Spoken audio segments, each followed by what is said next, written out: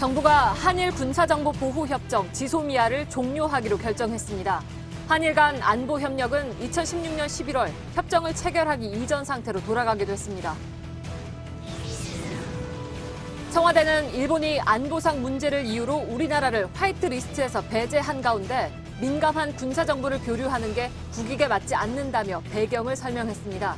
우리 정부의 대화 노력에도 일본이 오는 28일 화이트리스트 배제 조치 시행을 예고한 데 대한 항의 표시로 풀이됩니다. 단국대학교가 조국 법무부 장관 후보자의 딸이 제1저자로 이름을 올린 논문이 적정한지에 대해서 오늘부터 조사에 들어갔습니다. 이런 가운데 조 후보자의 딸이 고등학생 시절 조 후보자의 동료 교수가 운영하는 UN 인턴십에 선발돼 활동한 것으로 나타났습니다. 조국 법무부 장관 후보자는 딸을 둘러싼 의혹에 대해서 아버지로서 세심히 살폈어야 했고 더 회초리를 들어달라며 사과했습니다. 조 후보자는 국민들이 실망한 걸 알고 있다면서도 추가 의혹들에 대해선 오해가 있다며 청문회에서 밝히겠다고 말했습니다. 박근혜 전 대통령과 이재용 삼성 부회장, 최순실 씨의 이른바 국정농단 사건에 대한 대법원의 선고가 다음 주 목요일인 29일에 나옵니다. 대법원 전원 합의체는 박 전 대통령과 최 씨가 이 부회장으로부터 경영권 승계를 위한 뇌물을 받았는지에 대한 판단을 내릴 예정입니다. 후쿠시마 야구 경기장 주변의 방사능 수치가 기준치를 넘고 방치된 오염토가 곳곳에서 발견되면서 도쿄올림픽이 이른바 방사능 올림픽이 될 거란 우려가 현실이 되고 있습니다. 오늘 뉴스룸 2부에선 후쿠시마 현지를 닷새 동안 취재한 윤세민아 기자가 출연해서 방사능 오염 실태를 전해드립니다. JTBC가 양현석 전 YG 엔터테인먼트 대표 프로듀서의 5년치 도박 기록을 입수했습니다. 짧게는 6시간부터 길게는 17시간 정도 라스베이거스에 있는 카지노에 머물렀고 판돈은 40억 원이 넘는 것으로 드러났습니다. 서울의 한 아파트 분리수거가 한창입니다. 최근 신선식품을 전날 밤까지만 주문하면 다음날 아침 일찍 받아볼 수 있는 새벽 배송이 인기인데요. 그만큼 이런 스티로폼 상자라든지 아이스팩 같은 포장 쓰레기들이 대폭 늘고 있습니다. 잠시 후 밀착 카메라에서 전해드립니다.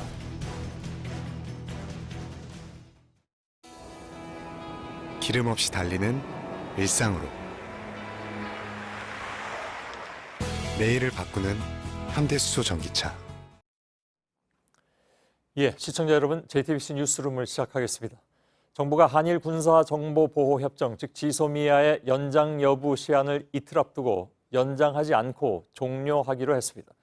한일 간의 안보 협력은 2016년 11월 지소미아 체결 이전으로 돌아가게 됐습니다. 정부는 지소미아 종료 배경으로 일본 정부가 우리나라를 신뢰할 수 없다면서 화이트리스트에서 배제했고 또 그 이후에도 외교적 협의에 전혀 응하지 않은 점 등을 들었습니다. 안보를 이유로 우리나라를 배제했는데 그런 일본과 비밀 정보를 나눌 수가 없다는 것입니다. 정부는 일단 미국과 지소미아 종료와 관련해서는 여러 차례 소통했다고 밝히기도 했습니다. 먼저 이서준 기자가 보도해드립니다. 정부가 국가안전보장회의 상임위에서 지소미아 종료를 결정했습니다. 문재인 대통령은 NSC의 결정을 보고받고 이를 재가했습니다. 정부는 한일 간 군사 비밀 정보 보호에 관한 협정 지소미아를 종료하기로 결정하였으며 협정에 따라 연장 통보 시한 내에 외교 경로를 통하여 일본 정부에 이를 통보할 예정입니다. 일본 정부는 지난 2일 안보 문제를 이유로 한국을 화이트리스트에서 배제했습니다. 우리 안보를 문제 삼는 국가와 민감한 군사안보 정보를 교환하는 건 국익에 반한다는 겁니다. 청와대 핵심 관계자는 지소미아 검토 과정에서 미국 측과 거의 실시간으로 긴밀히 소통했다며 우리 정부 결정을 미국은 이해하고 있다고 말했습니다. 정부는 지소미아가 우리 국익에 도움이 되는지 실리적 측면도 고려했다고 밝혔습니다. 2016년 11월 지소미아 체결 이래 정보 교환은 29차례뿐이었습니다. 청와대는 일본 정부가 부당한 조치를 철회하고 한일 우호 협력 관계가 좋아지면 지소미아도 재검토될 수 있다고 밝혔습니다. JTBC 이서준입니다. 예, 청와대를 연결해서 보다 자세한 배경을 좀 알아보도록 하겠습니다. 심수미 기자가 연결되어 있습니다. 자, 어제까지 찬반이 팽팽하다고 전해드렸는데 연장하지 않기로 기운, 결정적인 이유는 뭘까요? 네, 우리 정부의 거듭된 대화 노력에도 일본의 태도 변화가 없다는 점입니다. 청와대 관계자는 문제 해결을 위한 우리의 노력을 일본이 이런 지하에 거절했다고 말했습니다. 청와대 관계자는 어제 베이징에서 열린 이 한일 외교장관 회담 그리고 그 이전 문재인 대통령의 8.15 경축사에도 일본이 공식적인 반응을 보이지 않았다고 했습니다. 따라서 우리도 압박 수위를 높일 필요성이 컸다는 겁니다. 예. 자, 역시 이제 신경이 쓰이는 곳은 미국인데 미국은 지소미아가 유지되기를 바란다는 입장을 지금까지 밝혀왔습니다. 한미 공조에는 문제가 없는 것인지 청와대 쪽에서는 뭐라고 얘기를 하고 있습니까? 네, 미국은 우리 정부의 결정을 충분히 이해하고 있다고 청와대 관계자는 표현했습니다. 외교적 대화 노력에도 일본이 응하지 않고 상황이 악화된다면 지소미아를 종료할 수밖에 없다는 점을 그동안 충분히 피력했다는 겁니다. 또 미국 역시 현상 동결, 스탠드 스틸 등을 제안했지만 일본이 받아들이지 않은 바 있는데요. 청와대 관계자는 오늘 발표문 자체도 미국과 명확하게 사전에 공유했다고 전했습니다. 예. 자, 일단 안보 관련해서 한일 협정을 맺었던 겁니다. 근데 혹시 이 협정이 종료가 되면 우리 안보에 우려가 좀 생긴다거나 그런 것은 없는지 그것도 청와대에서는 어떻게 판단을 하고 있습니까? 예, 2016년 11월에 이 지소미아를 체결하기 전에도 한미일 정보 공유 협정, 이 티사라고 하는데요. 이 티사를 통해서 북핵 등 중요 동향은 주고 받아왔습니다. 지소미아는 이 교환 경로를 좀 더 빠르고 쉽게 만드는 장치였던 건데 청와대 관계자는 지소미아가 없다고 하더라도 정보 공백이나 감시 공백은 있을 수 없다고 했습니다. 특히 정보의 효율성을 따져봐도 우리는 불리할 게 없다는 건데요. 이 지소미아 체결 이후에 한일 간 정보를 주고받은 횟수는 29번인데 남북 군사 합의로 긴장이 완화된 지난해에는 특히 정보 교류가 없었고 최근 북한 단거리 미사일 발사 관련해서 일본이 우리에게 요구한 정보들이 있었다고 합니다. 예. 자, 어제까지만 하더라도 연장이거나 아니면 절충안, 그러니까 연장은 하되 실제로 정보 교류는 하지 않는 방안, 이것이 이제 유력하게 많이 얘기가 나왔었는데 이 부분에 대한 설명은 있었습니까? 네, 청와대 관계자는 이른바 이 절충안의 부정적 측면과 긍정적 측면을 모두 면밀하게 검토했다고 했습니다. 예. 그런 뒤에 내린 결론이 어려울 땐 원칙대로 판단한다였다는 겁니다. 한국이 국제협약을 이행하지 않는다는 식으로 비난할 빌미를 일본에 주지 않겠다는 뜻으로 풀이됩니다. 이번 결정을 앞두고 청와대는 각 부처와도 여러 번 논의하고 심지어 지소미아에 대한 여론조사도 매일 실시했다고 했습니다. 예, 알겠습니다. 그렇다면 지소미아 종료 이후에 청와대는 무엇을 생각하고 있고 어떤 대책을 세우고 있는 것인지 좀 더 취재해서 2부에 연결해서 얘기 듣겠습니다. 심수미 기자였습니다. 자, 그러면 일본 측 반응을 바로 알아보도록 하죠. 윤서령 특파원이 나와 있습니다. 일본 정부의 논평이나 뭐 이런 것들이 혹시 나왔습니까? 네, 아직까지 일본 정부의 공식 논평은 나오지 않은 상태입니다. 청와대 발표가 있은 직후에 아베 총리가 퇴근길에 관저에서 잠시 모습을 드러냈는데요. 기자들이 이 한국 정부의 지소미아 종료에 대한 입장을 묻는 질문에 아베 총리는 아무런 대답을 하지 않고 이 어두운 표정으로 관저를 나섰습니다. 예. 그러면 일본 언론들은 어떻게 보도를 하고 있습니까? 네, TV 아사히를 비롯한 일본 언론들은 이 한국 정부가 지소미아를 종료하기로 했다는 소식을 긴급 뉴스로 타전했습니다. 이 가운데서도 특히 NHK는 한일 간의 대립이 안전보장 분야로 번졌다라고 보도를 했습니다. 특히 눈길을 끄는 건 일본 언론들은 이번 조치를 지소미아 종료가 아니라 파기라는 단어를 써서 보도하고 있다는 점입니다. 예.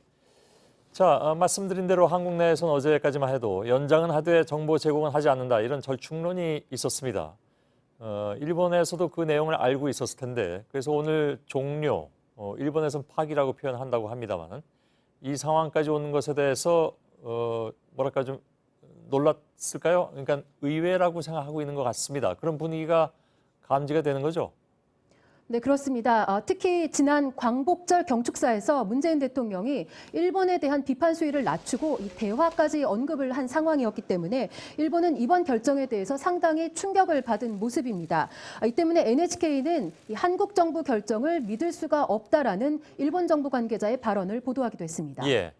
한국 정부 결정을 믿을 수 없다, 이런 얘기는 그러니까 한국 정부가 그렇게 결정을 하다니 놀랍다, 뭐 이런 것으로 받아들이면 된다는 얘기죠.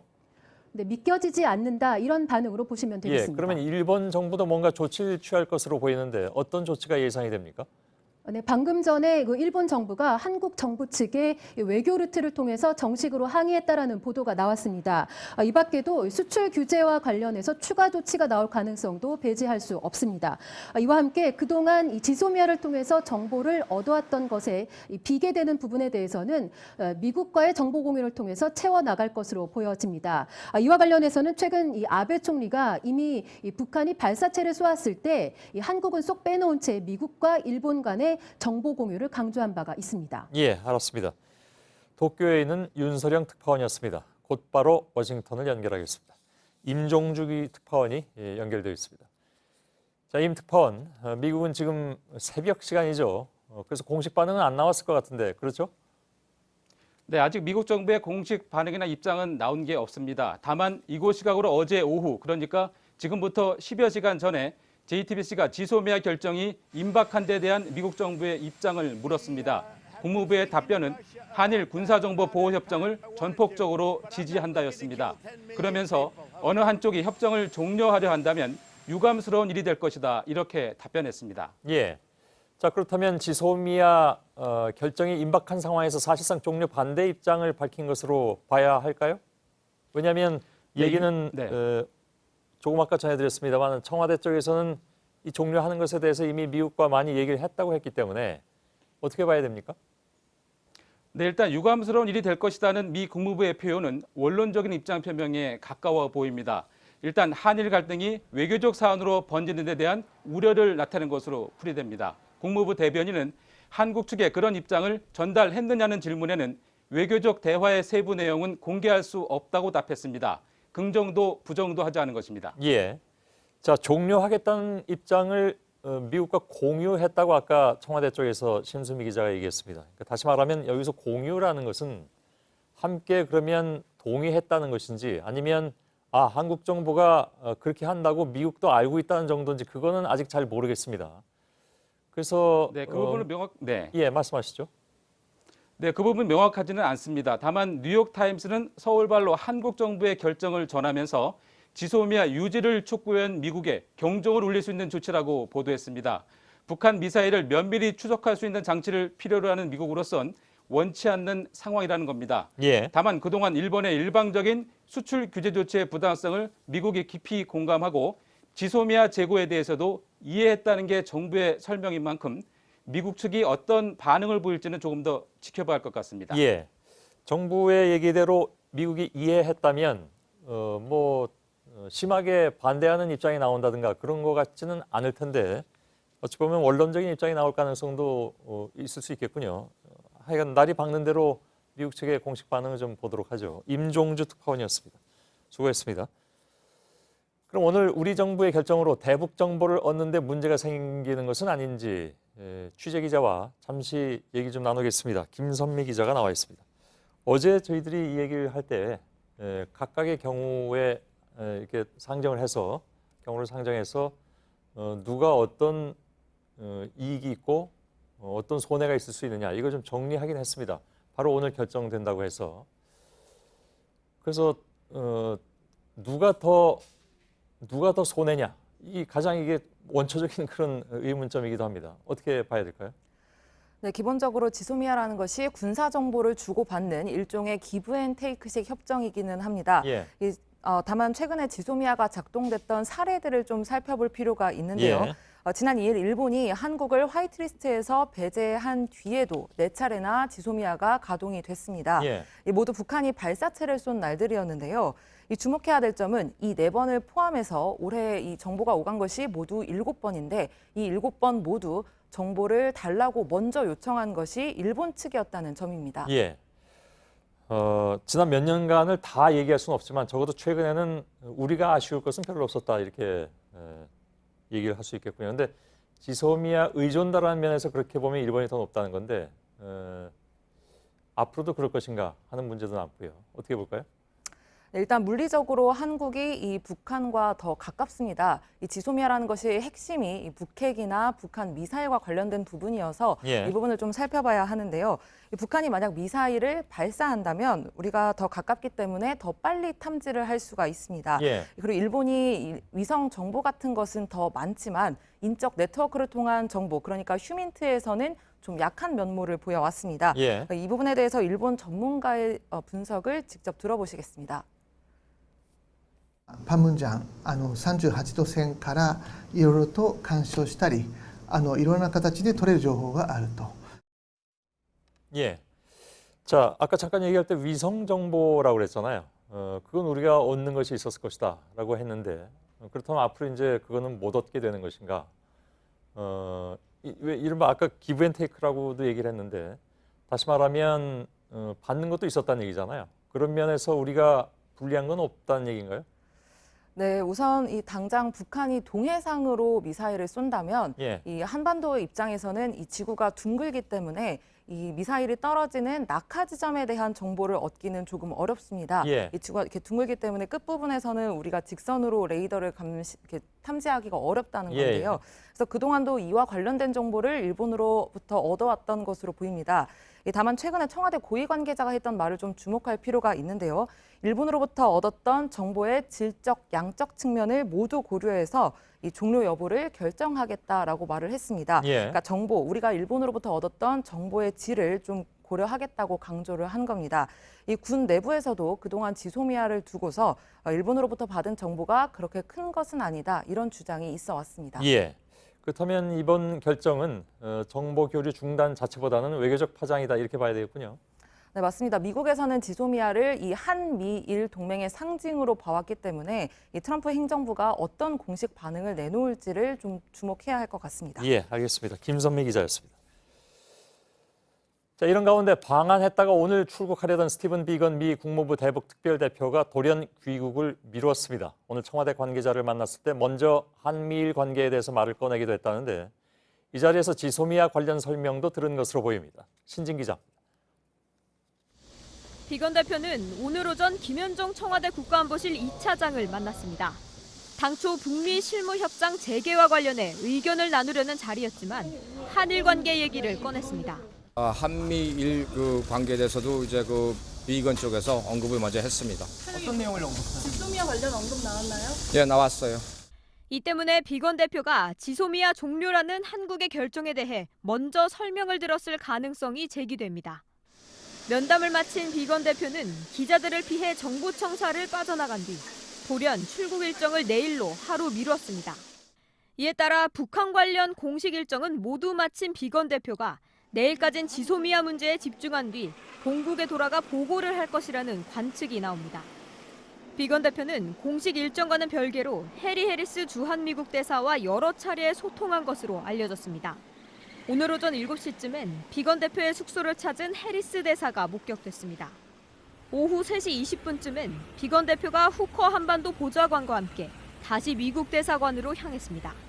다만 비건 대표가 어제 북한을 향해 공개적으로 대화 제의를 한 만큼 북한이 물밑에서 응답을 해왔을 가능성도 남아있다는 분석입니다. JTBC 신진입니다. 다음 소식입니다. 조국 법무부 장관 후보자의 딸이 제1저자로 이름을 올린 논문의 문제를 조사하기 위한 단국대 윤리위원회가 오늘 처음으로 열렸습니다. 윤리위는 이르면 다음 주에 예비조사위를 꾸려서 관련 자료를 수집한 뒤에 다음 달에 본조사에 나설 것으로 보입니다. 언론에 보도된 논문 관련 의혹을 모두 조사하겠다고 밝혔습니다. 신아람 기자입니다. 단국대 윤리위는 조국 후보자의 딸 조모 씨가 이름을 올린 논문의 본조사를 위해 다음 주 예비조사를 시작한다고 밝혔습니다. 네, 언론에서 보도된 소위 의혹에 대해서는 전부 다 다루게 조사할 수 있는 범위는 다 할 것 같습니다. 고등학생이던 조 후보자의 딸이 논문에 단국대 의과학연구소 소속으로 제1저자에 오른 것이 조사의 핵심입니다. 부당한 저자 표시에 해당하면 연구 부정행위가 됩니다. 논문은 한국병리학회에 제출하기 전 단국대병원 기관생명윤리심의위원회 IRB의 승인을 받았다고 나와 있습니다. IRB의 심사를 위해선 저자에 포함된 조 씨 등 참여한 연구자들의 연구 서약서 등을 함께 내야 합니다. 하지만 해당 논문은 IRB에 접수조차 되지 않은 걸로 확인됐습니다. 연구 심사와 승인을 받는 과정도 없었던 겁니다. 책임 저자인 장영표 교수는 JTBC 취재진에 보낸 이메일을 통해 당시 관련 규정이 미비한 상태였다며 IRB 통과와 연구자 등록이 제대로 안 됐다면 제 불찰이라고 밝혔습니다. 윤리위원회는 예비조사를 거쳐 다음 달 본조사에 나설 예정입니다. 윤리위 관계자는 조 씨를 직접 불러 조사할 가능성도 있다고 전했습니다. JTBC 신아람입니다. 조국 후보자의 딸이 고등학생 시절에 조 후보자의 동료 교수가 운영하는 UN 인턴십에 참여했던 것으로 나타났습니다. 프로그램 지원 자격에는 대학생과 일반인 등으로 표시돼 있었는데 JTBC 취재 결과 당시 참가자 가운데 고등학생은 조 후보자의 딸을 포함해서 2명뿐이었고 모두 서울대 교수의 자녀였습니다. 강희연 기자입니다. 조국 후보자의 딸은 고등학생이던 지난 2008년 스위스 제네바에서 진행하는 UN 인권 인턴십에 합격했습니다. 면접은 서울대 정모 교수가 진행했습니다.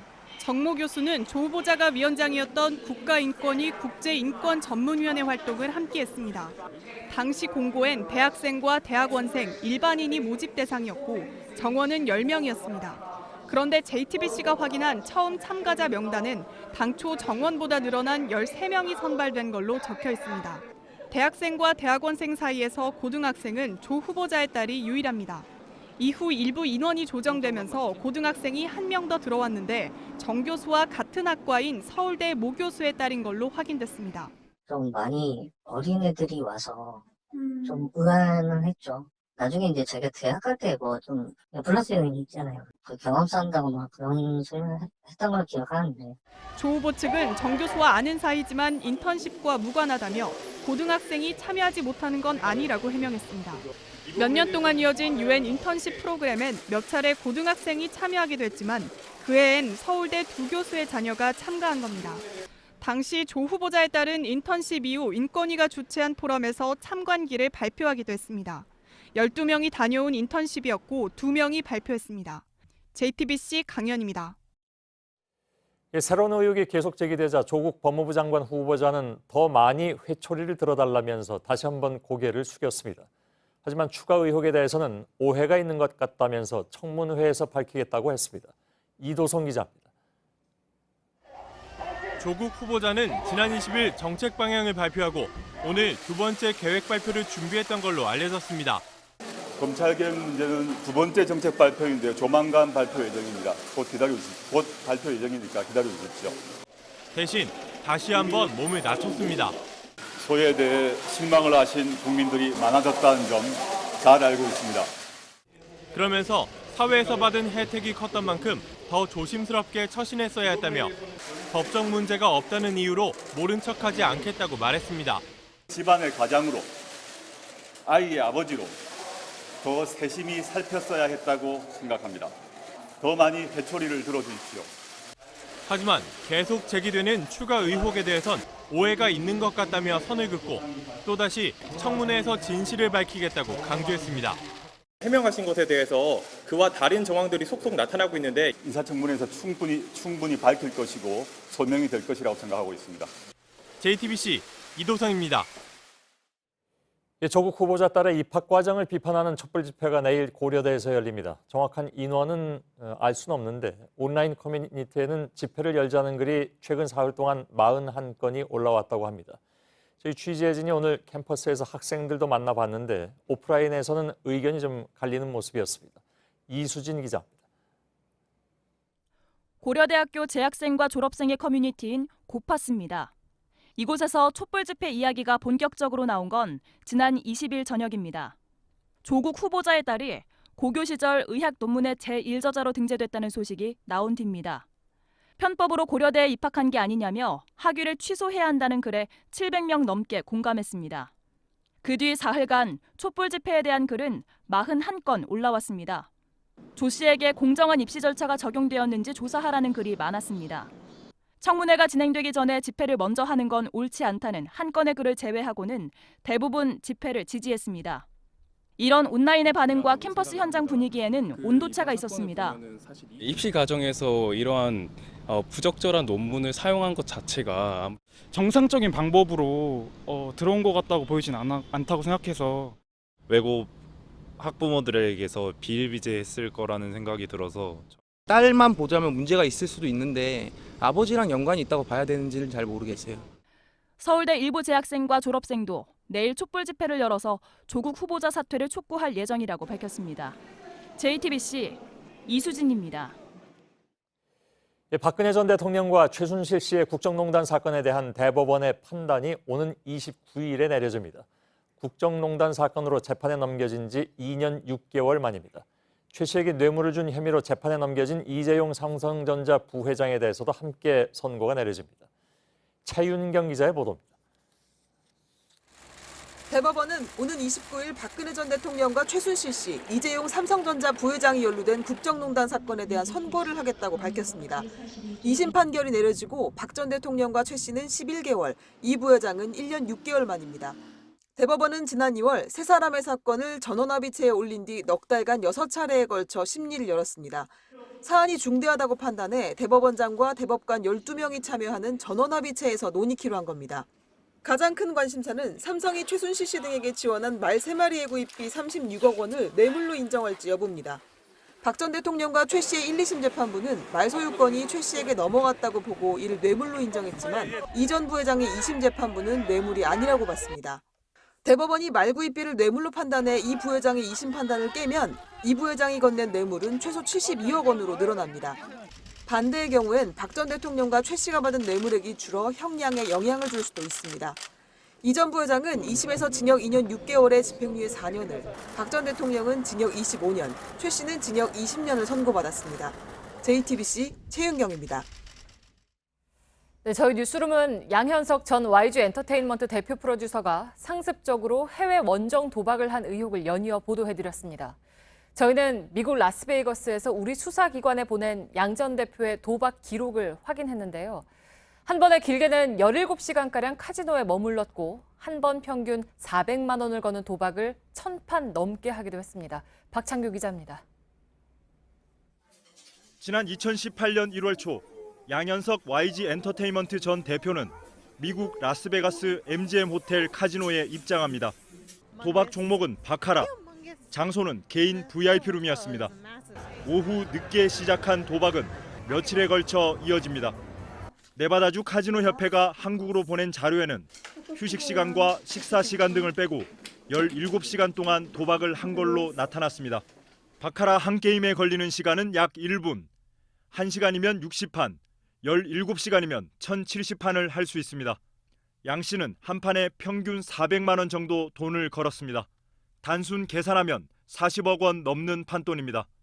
양 씨는 2014년 1월부터 올해 1월까지 이 카지노에 현금 15억 원을 예치하고 수시로 칩으로 바꾸어 사용한 걸로 나타났습니다. 총 11번 칩으로 인출했는데 2014년 2월 초에는 한 번에 6천만 원, 2017년 10월 초엔 7천만 원을 바꾸기도 했습니다. 칩 교환이 번거로울 때는 그 자리에서 신용으로 1, 2억 원씩 빌려 도박에 쓰기도 했습니다. 카지노 측은 이런 양 씨를 특급 대우했던 걸로 확인됐습니다. 지약도 한 2-4시간씩, 그것도 뭐 병원이나 한 4-5명 받으면 그것도 한 뭐 돈 200만 원 정도 나오고 그러면 또 여행 그러면 그냥 오케이 그거 그냥 끝이에요. VIP가 도박에 쓴 돈의 20% 안팎을 서비스로 제공하는 이른바 콤프입니다. 실제 양 씨와 일행은 2017년 호텔에 머무르는 동안 숙박과 식음료 무료 혜택을 4억 원 넘게 받은 걸로 나타났습니다. 경찰은 이르면 다음 주 양 씨를 소환해 자금 출처 등을 추궁할 예정입니다. JTBC 박창규입니다. 네, 오늘 뉴스룸이 끝나고 방송되는 이규현의 스포트라이트에서 이 내용을 집중 보도해드립니다. 네, 얼마 전 경기도 한 야산에서 백골 시신이 발견되었습니다. 경찰도 누구의 시신인지 몰라서 난감한 상황이었는데요. 지난해 사라진 16살 가출 청소년으로 밝혀졌습니다. SNS에서 찾은 반지 낀 사진 한 장이 결정적인 단서가 됐습니다. 김도훈 기자입니다. 지난 6월 현충일 아침 경기도 오산의 한 야산 묘지에서 벌초 작업을 하던 사람이 시신 한 구를 발견했습니다. 일추 작업을 했는데 뼈가 이렇게 이제 튀어나온 거죠. 시신은 백골 상태로 10대 중반의 남성으로 추정될 뿐 신원을 알 수 없었습니다. 남은 단서는 시신에 끼워진 반지뿐. 경찰은 10,000명에 이르는 10대 가출 청소년의 흔적을 쫓는 작업에 매달렸습니다. 결국 A군이 같은 반지를 낀 사진을 SNS에 올린 걸 발견했습니다. 다만 유일하게 발견된 게 반지하고 귀걸이인데 일단 SNS 프로필 사진을 보니까 그게 보였기 때문에 살인범은 가출 청소년들을 모아 함께 생활하던 22살 B군 등 3명이었습니다. B군 등과 함께 범죄를 저지른 사실을 A군이 경찰에 털어놓자 앙심을 품고 범행을 벌였습니다. 백골 시신이 발견된 장소는 주택가에서 차로 5분 정도 떨어진 한적한 야산입니다. 피의자들은 피해자를 뒤로 보이는 공장에서 때려 살해한 뒤 시신을 이곳까지 끌고 와 안매장했습니다. 불리한 진술을 하니까 그때 얘가 없어지면은 우리가 처벌을 받지 않겠다. 그래서 살해할 생각이. 경찰은 범행에 가담한 또 다른 가출 청소년 2명도 형사 입건했습니다. JTBC 김도훈입니다. 경찰이 한강 훼손 시신 사건의 피의자 장대호가 사이코패스일 가능성이 낮다고 결론 내렸습니다. 범행 동기는 피해자에 대한 분노라고 밝혔습니다. 장대호는 내일 검찰에 넘겨집니다. 하예빈 기자입니다. 경찰이 프로파일러 3명을 투입해 장대호의 심리 상태를 2차례 분석했습니다. 그 결과 반사회성 인격장애인 사이코패스 가능성이 낮은 걸로 나타났습니다. 범행 동기는 피해자에 대한 분노로 파악됐습니다. 반성하고 있지 않습니다. 유족들한테 미안하지 않으세요? 전혀 미안하지 않습니다. 사이코패스는 자신만이 선호하는 피해자의 유형을 정하고 여기에 맞는 사람들을 골라 해치는 강박증이 특징입니다. 다른 사람을 해치면서 쾌감을 느끼고 이들의 고통에 무감각하다는 점도 사이코패스의 성향입니다. 전 남편을 살해하고 시신을 유기한 고유정도 가족과의 관계를 계속 유지하려고 한다는 이유로 사이코패스는 아니다라고 결론 났습니다. 법원은 사이코패스 여부 하나만으로 처벌 수위를 판단하진 않습니다. 경찰은 내일 사건을 검찰에 송치할 예정입니다. JTBC 하혜빈입니다. 2008년 고 장자연 씨를 성추행한 혐의로 재판에 넘겨진 전직 조선일보 기자 조모 씨에게 법원이 무죄를 선고했습니다. 2009년 3월 장 씨가 사망한 지 10년 5개월 만에 술자리 참석자에 대해 나온 법원의 첫 판단입니다. 재판부는 술자리에 함께 있던 배우 윤지호 씨가 조 씨를 추행범으로 지목했고 조 씨가 경찰 조사 과정에서 거짓말하는 것 등을 보면 강한 의심이 든다면서도 윤 씨의 진술만으로는 추행이 완전하게 입증됐다고 보기 어렵다고 말했습니다. 서울 사당역에 있는 지하상가의 점포에서 하룻밤새 3,000벌의 옷이 사라졌습니다. 옷을 가져간 사람은 임대인이었습니다. 임대인은 2억 원이 넘는 임대료를 받지 못해서 이렇게까지 했다는 건데 경찰은 그렇더라도 죄가 될 수 있다고 보고 있습니다. 박민규 기자입니다. 지하상가에 마스크를 쓴 남성이 하나둘 모여듭니다. 절단기로 자물쇠를 자르고 셔터를 올리더니 진열해 둔 옷을 전부 밖으로 빼냅니다. 지난 10일 새벽 4시 45분쯤 서울 지하철 사당역 지하상가에서 벌어진 일입니다. 내가 막 속전속결로 한 거 아니야. 나가 6시에 오면 그게 벌써 다 싣고 나갈게. 하룻밤새 옷 3,000벌이 사라졌던 바로 그 옷가게입니다. 지금은 아예 새 옷을 다시 채워놨는데요. 가게가 영업을 시작한 지는 1년이 좀 넘었는데 몇 달째 임대료가 밀려 있었다고 합니다. 옷을 가져간 20명 남짓 사람들은 용역회사 직원입니다. 이 점포 운영권을 갖고 있는 한 건설업체에서 보냈습니다. 업체 측은 임대료와 관리비가 2억 5천만 원 정도 밀렸고 임차인과 연락도 닿지 않자 이런 방법까지 쓰게 됐다고 주장했습니다.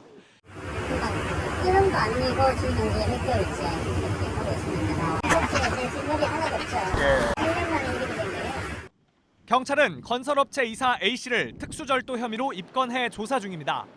가져간 옷과 집기류는 6,800만 원어치 정도로 알려졌습니다. 점포를 임대한 건설업체와 옷가게 주인은 민사소송도 진행 중입니다. 경찰은 소송이 진행 중인 만큼 첨예하게 갈리는 양쪽 입장을 충분히 조사해 결론을 내겠다고 밝혔습니다. JTBC 박민규입니다. 방사능 올림픽에 대한 우려를 오늘도 이어갑니다. 일본이 숲의 경기장이라고 홍보해온 올림픽 주 경기장은 나무를 주재료로 해서 지어지고 있습니다. 그런데 여기에는 후쿠시마산 목재가 쓰인 것으로 확인됐습니다. 이미 방사능에 오염된 토양에서 자라난 나무들입니다. 황예린 기자입니다. 도쿄 신주쿠에 지어지고 있는 올림픽 주 경기장입니다. 일본은 나무를 주재료로 삼은 친환경 숲의 경기장이라고 홍보해왔습니다. 지난달 아사히 신문도 같은 취지로 보도했는데 후쿠시마산 목재가 쓰였다는 내용이 간략히 소개됐습니다. 주 경기장 입구 3곳 중 2곳인 북문과 동문에 후쿠시마산 나무를 썼던 겁니다. 일본 문부과학성에서 열린 간담회 회의록을 찾아봤습니다. 같은 내용이 확인됩니다. 지진재의 부흥 기원으로 피해 지역의 목재를 사용한다는 부분이 나옵니다. 도쿄올림픽 조직위 홈페이지는 이 소식을 전하면서 방사능 우려에 대한 언급은 일체 없고 재난 지역의 부흥을 돕는다는 설명만 늘어놓습니다.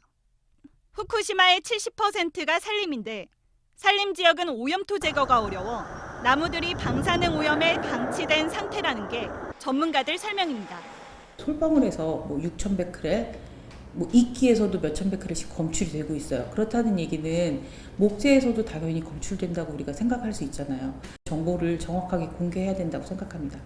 이 때문에 목재 안전에 대해 대한체육회가 일본 조직위 측에 문의를 했지만 조직위 측은 답변을 내놓지 않고 있습니다. JTBC 황예린입니다.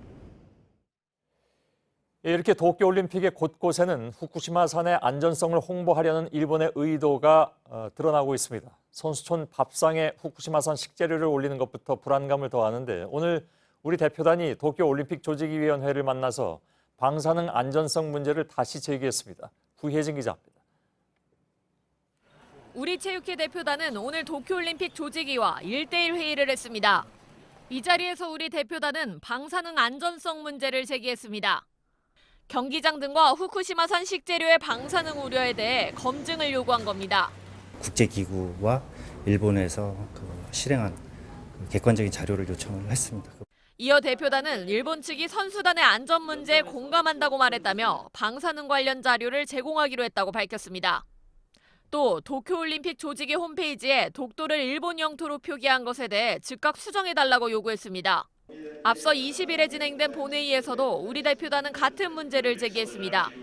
이에 대해 산케이 등 일부 언론은 후쿠시마산에 대한 우려를 보인 건 한국 대표단뿐이었다고 전했습니다.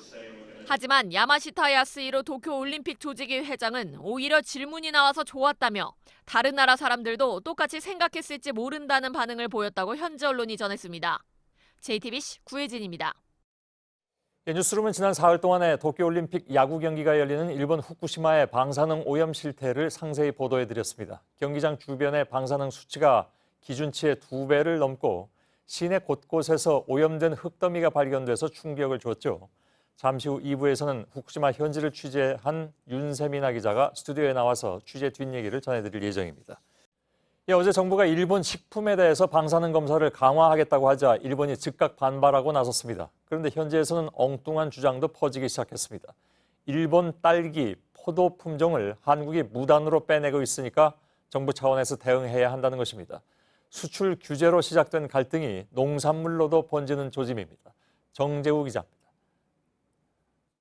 한국에서 일본 과일이 무단으로 재배되고 있다. 한일 간 농업 전쟁이 벌어졌다. 일본 유명 포털 사이트에 올라온 기사의 제목입니다. 한국이 일본 딸기와 포도 품종을 빼내 동남아 등에 수출까지 하고 있다는 겁니다. 이 때문에 일본이 본 피해가 최근 5년간 2천억 원이 넘는다는 주장입니다. 이틀 전 올라온 이 기사에는 1,000개 가까운 댓글이 붙었습니다. 기사 내용을 사실로 단정하면서 표절, 탈취라고 비판하는 내용이 많습니다. 일본 정부가 단호하게 대응해야 한다는 댓글에는 10,000건이 넘는 공감 표시도 붙었습니다. 일본이 농산물 품종 문제를 들고 나선 건 이번이 처음이 아닙니다. 지난해 평창올림픽 때도 딸기를 문제 삼았습니다. 일본의 컬링 선수가 인터뷰에서 한국 딸기가 맛있다고 말한 게 알려지자 농림수산성 장관이 나서 일본에서 유출된 품종을 기반으로 한 것이라고 주장하기도 했습니다. 지난달 수출 규제가 시작될 때는 일본 언론들이 나서 한국산 농수산물을 추가 보복 대상으로 거론하기도 했습니다. 일본 측은 농산물 등의 방사능 검사를 강화하겠다는 우리 정부의 발표에도 즉각 반발하고 나섰습니다. 韓国政府も科学的根拠を踏まえた対応を取る、このことを強く求めていきたい。 JTBC 정재우입니다. 일본 측의 이런 주장은 사실과는 거리가 멉니다. 이런 주장이 나오는 근거가 대체 무엇인지 그리고 정확한 사실관계는 무엇인지 송지혜 기자가 전해드립니다.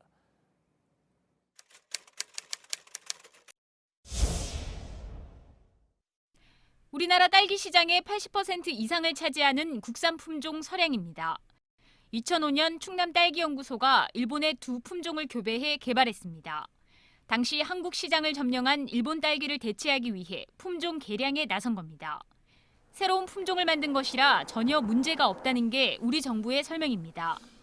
실험, 연구 또는 다른 품종을 육성하기 위한 육정 재료를 사용하는 것은 위법부에서도 아무런 문제 없이 인정을 하고 있는 부분이고, 식물의 특허권을 보호하기 위한 국제기구에는 우리나라와 일본 등 70여 개국이 가입돼 있습니다.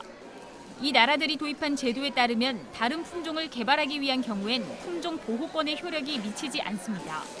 보다 다양한 품종을 만들어 농업을 발전시키자는 취지에서입니다. 미국 라일락 시장의 30%를 차지하는 미스김 라일락도 우리나라의 정향나무를 개량한 겁니다.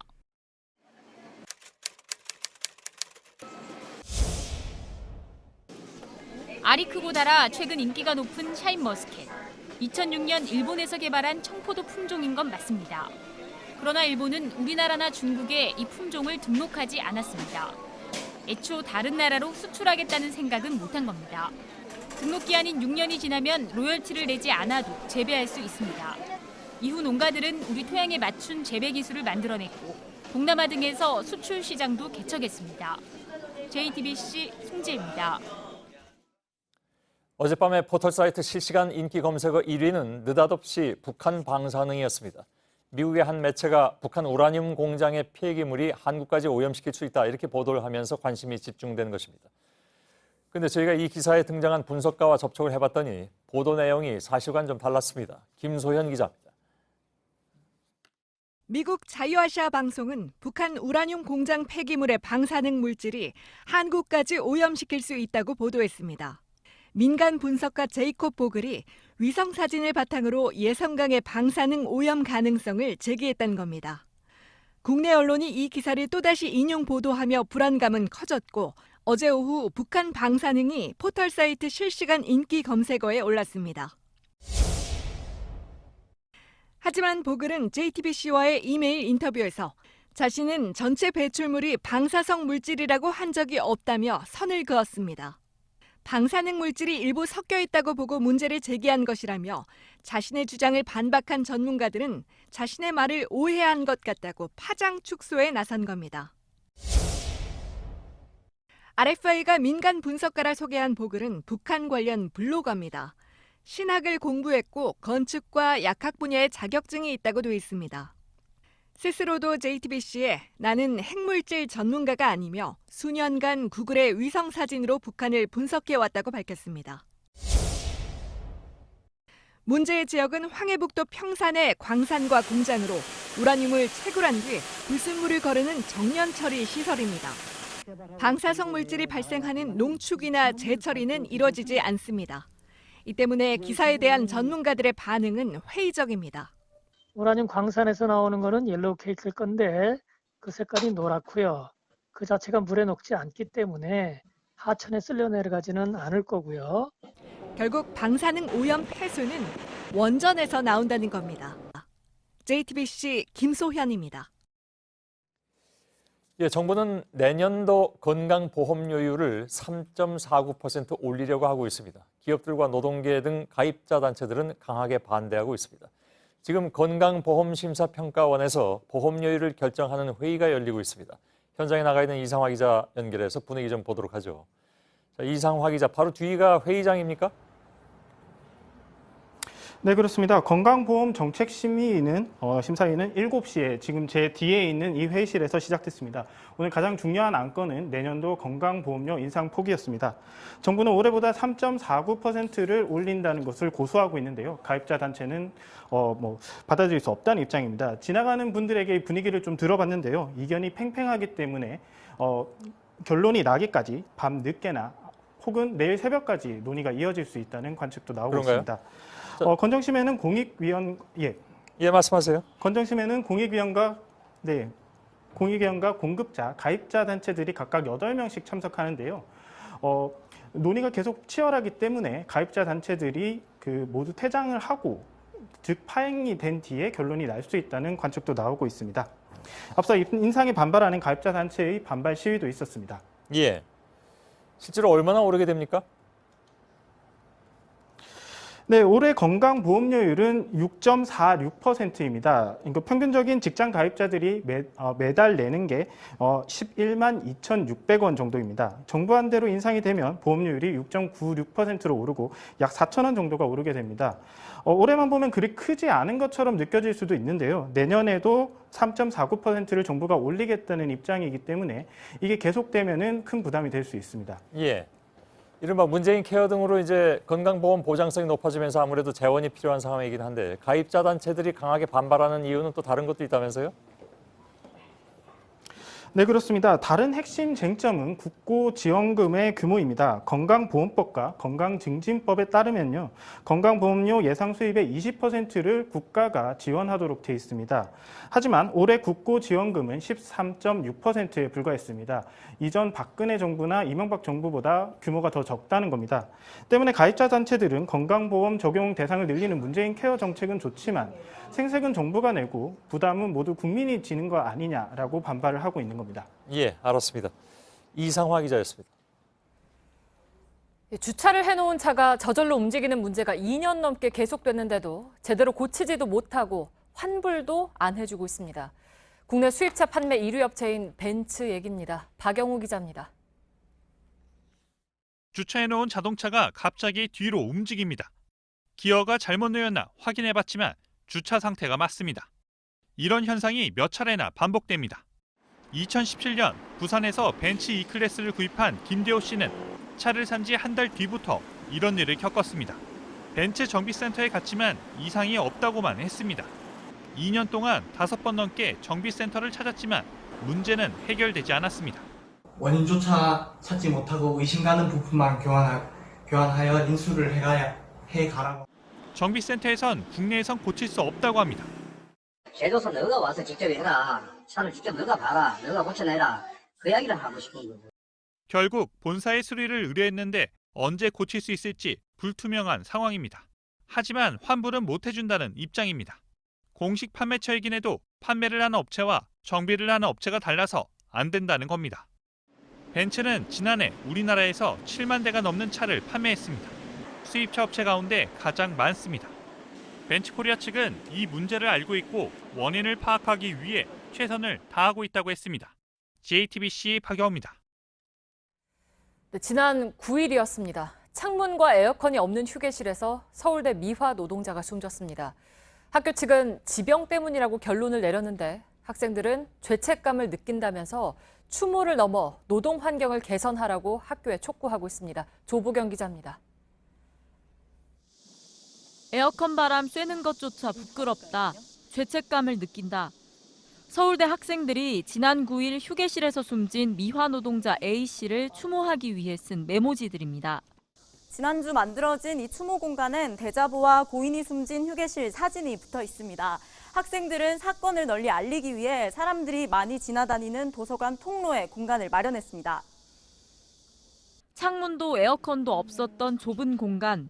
무더위 속에서 숨진 노동자에 대한 미안함을 표현했습니다. 계단 밑에 있는 쪽방은 저희는 청소 도구를 두는 창고인 줄 알았고 거기가 휴게실일 거라고는 상상을 못했습니다. 학교의 대응에 대한 문제도 제기했습니다. 등록금이 정작 제일 필요한데 오히려 쓰이지 않는 것이 아닌가라는, 학교에서는 이번에 개인 지병으로 사망하였다라고 일관하기 때문에 학생 차원에서 좀 나서서 온라인에서는 사소하지 않은 죽음이라는 해시태그로 이번 사건을 알리는 움직임이 일었습니다. 노동 환경 개선을 촉구하는 서명 운동도 시작됐습니다. 일주일 만에 7,700명이 넘는 사람들이 참여했습니다. 서명한 것과 포스트잇은 총장님께 전달할 거고요. 전면적인 휴게소 개선을. 학교 측은 전담팀을 꾸려 실태 조사를 하겠다고 밝혔습니다. JTBC 조보경입니다. 프로 스포츠 구단에서 판매하는 로고 모자에서 해로운 물질이 나왔습니다. SK 와이번스와 키움 히어로즈, 삼성 썬더스 등 프로 야구와 농구, 축구 등 6개 구단 제품인데요. 모두 어린이용이었습니다. 전다빈 기자입니다. 경기장에 가면 각 구단의 로고 모자를 쓰고 응원하는 어린이 팬들을 쉽게 볼 수 있습니다. 그런데 각 구단 공식 온라인몰에서 판매하는 이들 제품에서 몸에 나쁜 성분들이 나왔습니다. 프로축구 전북 현대모자에선 세계보건기구에서 발암성 물질로 분류한 폼알데하이드가 기준보다 2배 넘게 나왔습니다. 프로농구 서울 삼성 썬더스는 발암성 물질과 피부 자극 물질이 모두 검출됐습니다. 이번에 적발된 곳은 프로야구와 농구, 축구 6개 구단입니다. 거의 다 친구들이 그런 모자를 써가지고 몰랐는데 알게 되니까 친구들한테 좀 거기 이런 말을 해줘야 될 것 같아요. 어린이용이라고 하면 어쨌든 간에 안전하다라는 생각을 맨 먼저 할 건데 응원하는 마음으로도 아마 샀을 거잖아요. 자기가 좋아하니까. 근데 그런 마음으로 약간 배신당하는 느낌? 이번 조사에서 문제가 발견된 제품은 공식 온라인몰에서 다른 제품으로 교환하거나 환불받을 수 있습니다. JTBC 전다빈입니다. 담배는 끊어야겠는데 당장 끊기 어려운 분들이 전자담배 많이 찾으시죠? 그런데 많은 흡연자들이 전자담배와 일반 담배를 함께 피운다는 조사 결과가 나왔습니다. 결국 담배를 더 많이 피우는 겁니다. 박진규 기자입니다.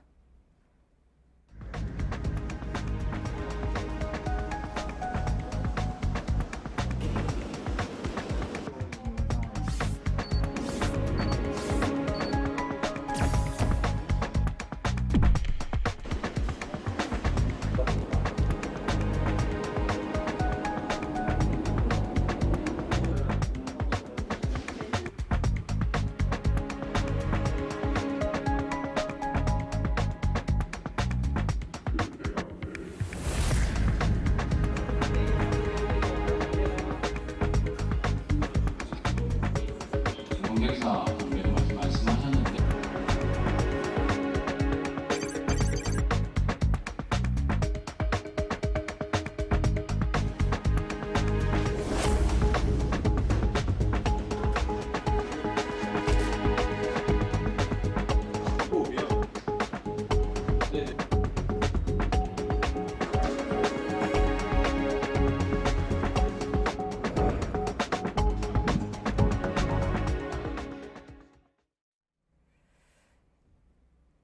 일본 제품 불매 운동이 이어지면서 강원 동해안에서도 일본으로 가는 내국인 여행객이 크게 줄었습니다. 동해지방해양수산청에 따르면 지난 7월 동해항을 통해 일본으로 간 내국인은 557명으로 지난해 같은 달 1,970명보다 71.7% 줄었습니다. 동해항에는 매주 목요일 일본 사카이 미나토로 출발해서 일요일에 돌아오는 항로가 개설돼 있습니다. 정부가 지난해 11월부터 시행해온 유류세 인하 조치를 이번 달을 마지막으로 더 연장하지 않고 끝내기로 했습니다. 이에 따라 다음 달부터 기존 세금 인하분만큼 유류비가 오릅니다. 휘발유는 리터당 58원, 경유는 41원 오를 전망입니다. 작년에 건강보험 진료비를 많이 낸 사람들은 일정 금액을 돌려받게 됩니다. 복지부가 의료비 본인 부담금 상한액보다 많이 지출한 126만여 명에게 모두 1조 8천억 원, 1인당 평균 142만 원을 돌려준다고 밝혔습니다. 건보공단은 내일부터 환급 대상자에게 안내문을 보낼 계획입니다. 도널드 트럼프 미국 대통령이 트위터를 통해서 2주 뒤로 예정된 덴마크 방문 일정을 전격 연기했습니다. 자신이 그린란드를 사고 싶다고 한 의사를 터무니없다고 일축한 덴마크 총리의 발언을 문제 삼았습니다. 트럼프 대통령의 이번 방문에는 마르그레테 2세 덴마크 여왕과의 만찬도 포함돼 있었습니다.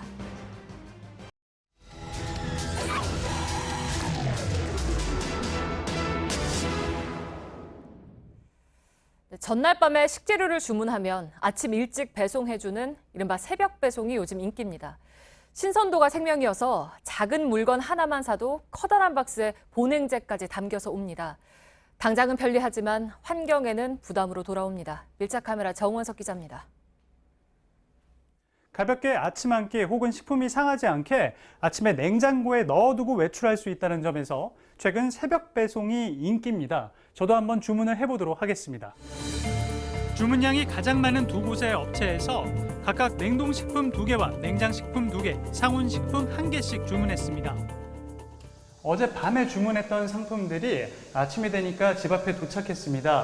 상자가 하나, 둘, 셋, 넷, 5개나 되는데 포장 상태는 어떤지 한번 열어보겠습니다.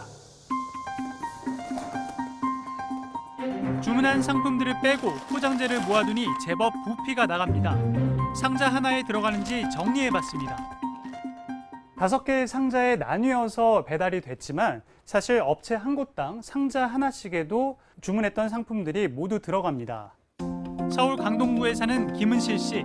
직장을 다니며 두 아이를 키우다 보니 간편식이나 반찬류를 주문하기 편했지만 포장에 신경 쓰여 최근 사용 빈도를 줄였습니다. 좀 아프기도 하고 당근은 그래도 큰데 예전에 더 작은 브로콜리를 시켰는데 이거보다 더 큰 박스의 브로콜리가 이게 하나가 새벽 배송 서비스를 이용하는 소비자는 꾸준히 늘어 올해는 연간 8천억 원 시장이 될 것으로 예상됩니다.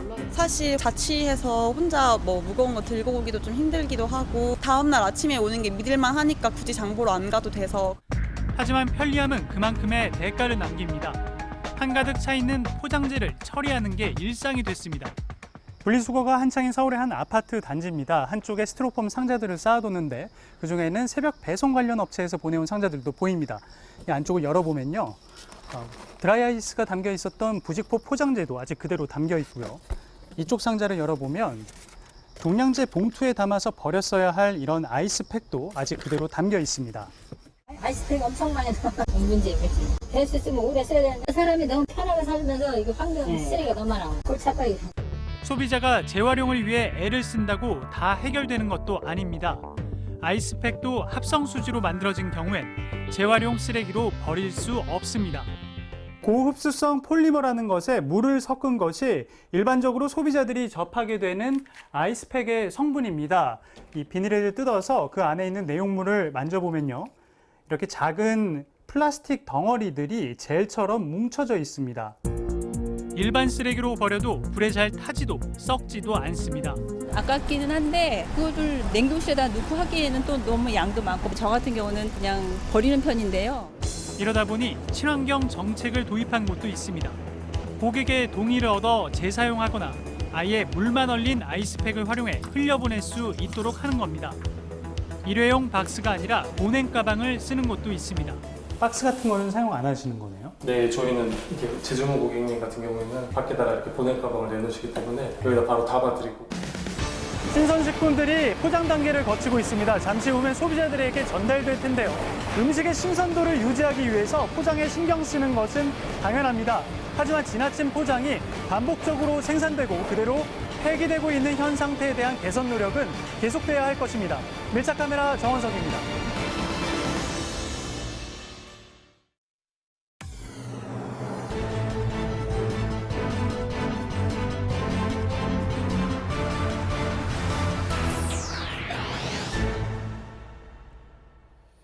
예, 뉴스룸의 앵커 브리핑을 시작하겠습니다. 우리는 절박했습니다. 그러나 어제 일어난 일은 정말 미안합니다. 홍콩의 시위대는 공황마비로 불편을 겪은 사람들에게 사과했습니다. 진심을 담은 그 사과는 시위대의 절박한 마음을 다시 한번 더 들여다보게 만들었죠. 동양 문화에서 사과란 인간관계를 유지하는 데 있어서 매우 기본적인 예의에 속합니다. 우리가 자주 쓰는 언어들만 살펴봐도 그렇고 중국에도 사과 문화는 뿌리가 깊어서 그들은 부하오이스, 미안합니다 라는 말을 습관적으로 사용하죠. 일본으로 건너가면 그 사과 문화는 절정에 이르러서 타인의 도움을 받거나 심지어 식당에서 음식을 주문할 때도 스미마생, 미안합니다를 습관적으로 외칩니다. 그들은 무엇이 늘 그렇게 미안할까? 반면 그들은 무엇 때문에 그토록 미안해하지 않을까? 바로 어제였습니다.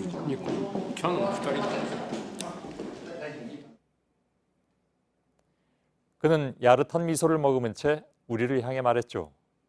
그는 자신의 발언을 비판적으로 보도하는 한국 언론사의 카메라조차 일본사님을 조롱하듯 강조했는데 굳이 속내, 즉 그들의 말대로 혼내를 드러내 보이지 않아도 우리는 그들의 속마음이 어떠한지 너무나 잘 압니다.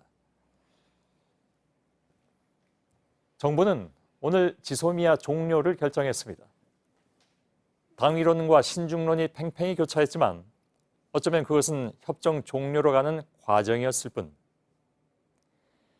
당위만큼 큰 힘을 갖는 명분은 존재하지 않았을 것입니다. 이제 남은 과제는 우리 자신이 더욱 정교해지고 또한 더욱 단단해져야 한다는 것. 이미 한참 전에 일본을 연구한 인류학자 루스 베네딕트는 모순이라고밖에 표현할 수 없는 일본인만의 독특함을 설명했습니다. 일본인은 싸움을 좋아하면서 얌전하며 불손하면서 예의 바르고 용감하면서 겁쟁이며 보수적이면서 개방적이다. 그리고 그가 내놓은 답은 다음과 같습니다. 일본인들은 자기 행동을 다른 사람이 어떻게 생각하는가에 놀랄 만큼 민감하지만 동시에 다른 사람이 자기의 잘못된 행동을 모를 때에는 범죄의 유혹에 빠진다. 불매운동이든 지소미아의 종려든 우리의 모든 행위가 그들에겐 자각의 동기가 되기를. 오늘의 앵커 브리핑이었습니다.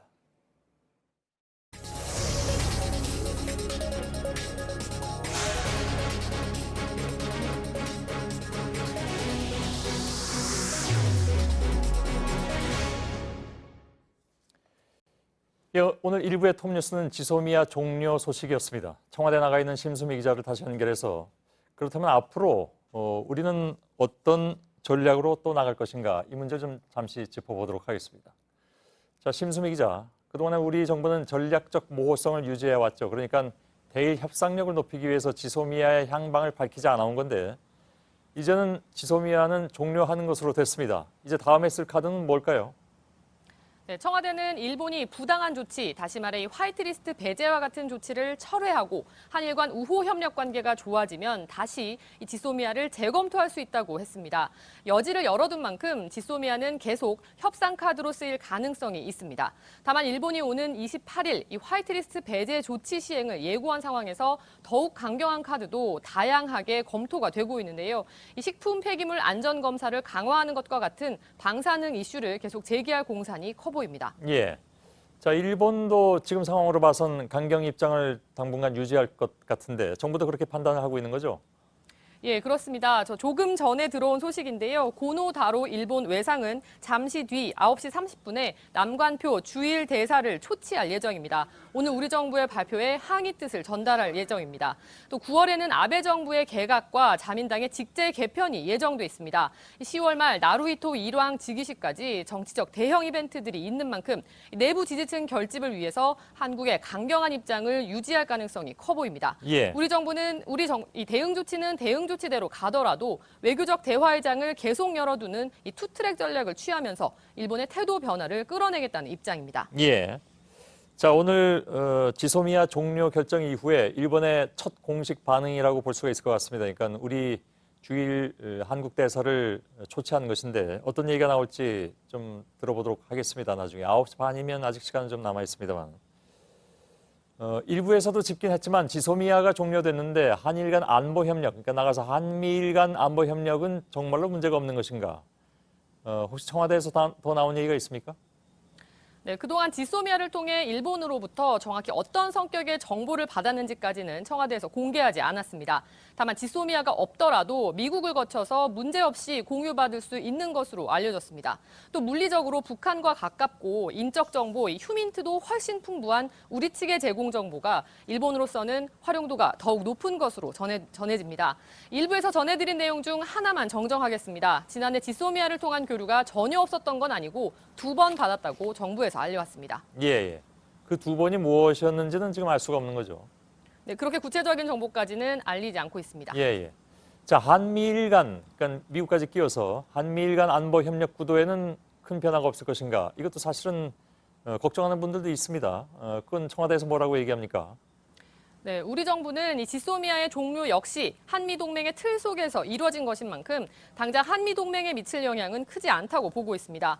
또 일본과의 안보 협력 역시 2016년 11월 이전으로 되돌아가는 것에 불과합니다. 청와대 핵심 관계자는 한미일 안보 협력 구도가 와해하거나 일본과의 정보 교류가 완전히 차단되는 건 아니라고 강조했습니다. 예, 알겠습니다. 자, 심수미 기자였습니다. 잘 들었습니다. 저희들이 지난 며칠 동안 후쿠시마 지역에서 기자들이 직접 취재를 한 바가 있고 그것을 여러분들께 며칠 동안 상세히 전해드린 바가 있습니다. 오늘 좀 특별한 인터뷰 내용을 잠깐 좀 전해드릴 텐데 한국을 방문한 후쿠시마 피난민이 있습니다. 이분의 얘기는 매우 절절합니다. 아시는 것처럼 8년 전에 후쿠시마 원전 사고로 10만 명의 피난민이 생겼죠. 주로 공공피난처에 살았는데 도쿄올림픽을 앞둔 일본 정부가 이들을 피난처에서 내보내고 있습니다. 내보내는 방법이 저희들로서는 좀 이해가 안 가는 부분이 있는데요. 그건 잠시 후에 듣도록 하고요. 아무튼 후쿠시마가 안전해졌으니까 돌아가라는 얘기죠. 하지만 지금 상당수의 피난민은 방사능 공포 때문에 돌아가지 못한 채 객지 생활을 이어가고 있습니다. 송승환 기자가 한국을 방문한 후쿠시마 피난민을 직접 만나봤습니다. 후쿠시마시가 고향인 가토 유코 씨는 지금은 교토시에 살고 있습니다. 8년 전 원전이 폭발한 뒤 몸이 아프기 시작하자 피난을 떠난 겁니다. 당시 후쿠시마의 방사능 농도는 이전보다 600배 높았습니다. 被爆しながら行動しなければいけないというような状況が続いた後に、毎日、下痢をするようになりました。腕だったり、太ももの内側だったり柔らかいところに、見たこともない大きなあざが出てきました。歯がグラグラもう抜けそうな状況に、なりました。 딸과 함께 공공피난처에 들어갔지만 2017년에 나와야 했습니다. 일본 정부가 후쿠시마 지역 대부분이 안전해졌다며 피난 지역에서 해제했기 때문입니다. 我が家はその地震で壊れたりはしなかったんですね。ただ原発事故による放射線量がとても高いということでの避難だったので、その罹災証明がなかったのために 정부의 대안을 요구했지만 돌아온 대답은 후쿠시마로 가라는 것뿐이었습니다. 하지만 유코 씨는 후쿠시마가 안전해졌다는 일본 정부의 발표를 믿을 수 없다고 합니다. で、私はやっぱり被爆への不安、家族と離れてしまったことの不安ですとか、さまざまな不安が毎日泣いてました。 放射能の被害というのはその5年や10年で終わるものではなく長いスパンで考えないといけないというのはそれにもかかわらずもうすでにもう福島はすでにもう安全だから 가토 씨는 일본 정부가 도쿄올림픽 개최를 위해 피난자를 숨기려 한다고 비판했습니다. 福島県の、トップの人が避難者に一度も会ったことがないんで日本政府がオリンピックに向けて福島は安全だというふうにアピールをしていることによってもう原発事故がなかったかのようにされてしまうことに私はすごく懸念を感じています。 JTBC 송승환입니다. 자, 이번에는 예고해드린 대로 후쿠시마 현지를 취재한 기자로부터 직접 뒷얘기를 좀 들어보도록 하겠습니다. 윤세미나 기자가 지금 제 옆에 나와 있습니다. 어서 오세요. 예, 방호복을 입고 이제 취재를 하긴 했었는데 그래도 보는 분들 입장에서는 좀 불안했던 부분들이 많이 있으셨던 모양입니다. 예를 들면 이제 방호 뭔가요? 이게 모자. 네, 모자가 일체형으로 달려 있습니다. 그건 왜 안 썼느냐? 이런 그 걱정도 해주셨고. 평소엔 썼죠? 방송할 때만 벗었던 건가요? 네, 수치가 높은 곳에서는 모자도 쓰고 장갑도 끼고 신발에 끼우는 또 비닐이 있습니다. 그런 것까지 다 갖췄고요. 방송을 할 때는 좀 마이크 선과 이런 문제가 있어서 모자를 착용하지 않았습니다. 언제 돌아왔어요? 오늘 오전에 돌아왔나요? 네, 오늘 낮에 도착했습니다. 그 비폭 검사를 아직 받지 않았죠? 네, 시간 관계상 아직 받지 않았는데 받을 예정입니다. 그 과거에 김현기 특파원이 후쿠시마 발전소 근처까지 갔다가 물론 많은 그 장비를 다 하고 갔음에도 불구하고 비폭 검사를 했더니 기준치 조금 넘게 나왔었다라는 그런 선례가 있기 때문에 내일이라도 꼭 받기를 권하고요. 자, 저희가 그 닷새 동안에 닷새 동안 정도 됐죠. 쭉 취재를 하면서 보니까 여러 가지로 좀 굉장히 생각보다 위험한 그런 지역도 있다. 이런 것은 저희들이 이미 전해드렸습니다. 그런데 방사능 피폭 피해를 입은 후쿠시마 주민들 얘기를 이제 들어봤잖아요. 좀 아까도 들어봤는데 8년이 지났지만 아무튼 좀 안전하다는 정부의 입장은 믿지 않는 것 같습니다. 실제로 그렇습니까? 네, 현재도 원전 폭발 사고 이후에 몸이 아프다 이런 걸 호소하는 분들이 굉장히 많았습니다. 예. 정신적인 충격이 회복되지 않는다면서 고통을 호소하는 분들도 상당히 많았고요. 예. 저희가 실제로 만나본 한 주민은 폭발 사고 당일에 방사능 낙진을 맞은 분입니다. 이분은 피부병과 탈모 그리고 심장 질환을 앓고 있다고 호소했습니다. 예. 오염된 마을을 떠나서 피난 생활을 하게 되면서 삶의 터전을 완전히 잃어버리거나 가족과 헤어져 살아야 하는 이들도 만날 수 있었는데요. 이런 주민들에게 내년 올림픽은 관심 밖의 이야기일 수밖에 없고 오히려 많은 이들이 방사능 문제가 해결되지도 않은 상황에서 후쿠시마에서 올림픽 경기와 이벤트가 열리는 것에 상당한 반감을 표하기도 했습니다. 예. 근데 올림픽이 열리면 아무튼 지역 경제를 살릴 수 있다 이런 것이 일본 정부의 입장인 것 같은데 그것도 이제 주민들은 동의하지 않는다는 얘기군요. 그러니까. 그렇습니다. 일본 정부의 판단은 이 후쿠시마 주민들의 생각과는 굉장히 많이 동떨어져 있다. 이런 것을 저희가 현장에서 느낄 수가 있었는데요. 예. 일단 일본 정부의 계획은 야구처럼 인기가 많은 올림픽 경기를 후쿠시마에서 열고 성화봉송 출발이라는 이벤트를 해서 후쿠시마의 부흥을 상징적으로 보여주겠다는 겁니다. 예.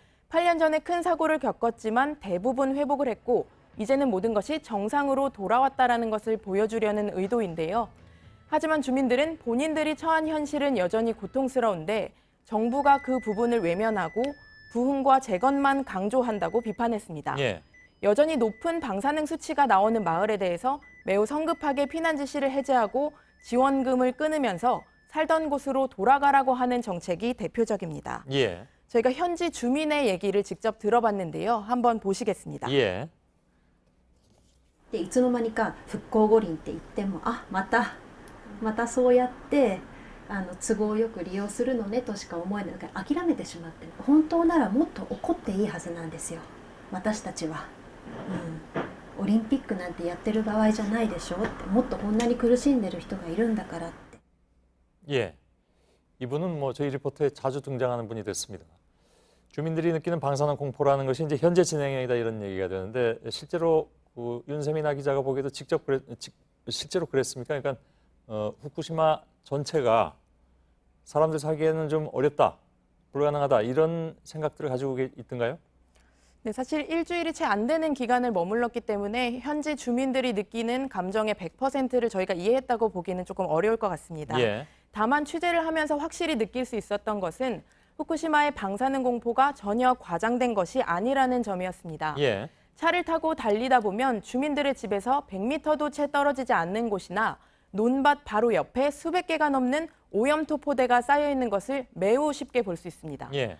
그나마 도쿄올림픽을 앞두고 치우고는 있는데 저장 공간이 부족하다 보니까 공사 현장이나 밭농사에 이런 오염토를 재활용하는 고육지책까지 내놓고 있는 게 현실입니다. 일부 마을에서는 기준치의 25배가 넘는 방사능 수치가 나오고 있는데도 피난을 해제하고 주민들을 돌아오도록 독려하고 있었습니다. 예. 정부가 이 같은 태도를 취하면서 방사능의 공포에 어느 정도 무뎌진 주민들도 많은 것으로 보였는데요. 후쿠시마시의 조금 번화한 시내길에서는 마스크나 방호복 같은 안전장비를 갖추고 다니는 이들은 거의 찾아볼 수 없었습니다.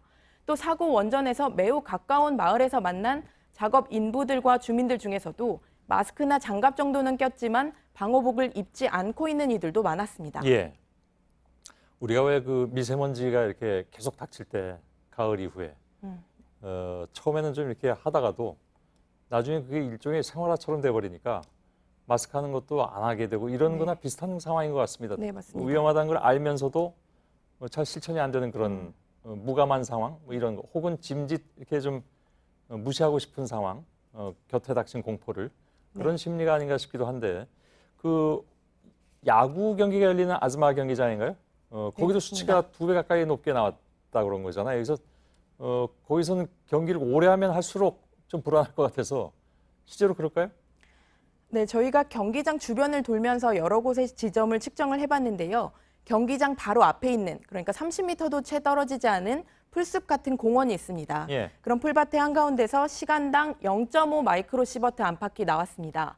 기준치인 0.23 마이크로시버트의 2배 수준인데요. 예. 이 수치는 국제기구는 물론 일본 정부도 1시간에 그 이상의 수치에 노출되지 않는 것이 좋다고 보고 공기 중의 방사능 수치를 이 정도로 관리하겠다고 정한 기준입니다. 예. 물론 한두 시간 노출된다고 바로 인체에 영향이 간다고는 할 수 없겠지만 오랜 기간 이 정도 수치에 노출이 되면 방사능에 피폭될 가능성은 커질 수밖에 없습니다. 예. 또 노출되는 사람의 나이나 건강 상태에 따라서 영향을 받는 정도는 다 다를 수밖에 없습니다. 예, 알겠습니다.